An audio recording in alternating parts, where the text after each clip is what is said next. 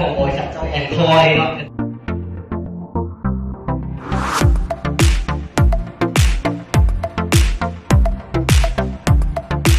เอกลักษณ์ของบริษัทเจ้าแอนคอยเนาะก็คือ1เข้ามาเป็นแบบไหนก็ได้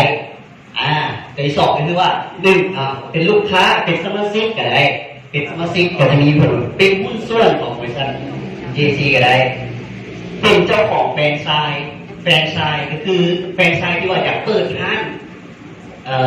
เอ็มพอยต์มากเป็นห้างไซเคิลสะดวกซื้อในสปป.ลาวเราตรงนี้ที่ว่าเป็นผู้คนที่ว่าสนใจหลายในสำหรับแฟรนไชส์ห้างขายเครื่องสะดวกซื้อเป็นสินค้าเข้าร่วมสมมุติว่าแบรนด์ของเรามีแบรนด์สินค้าของตนเองเนาะที่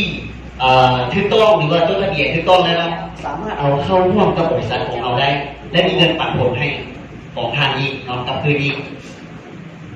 อีกต้นพันธมิตรก็คือมีธนาคารพวกธนาคารกรุงเทพ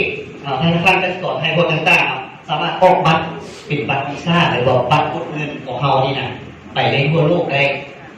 มาพร้อมกับบริษัทคอยเรา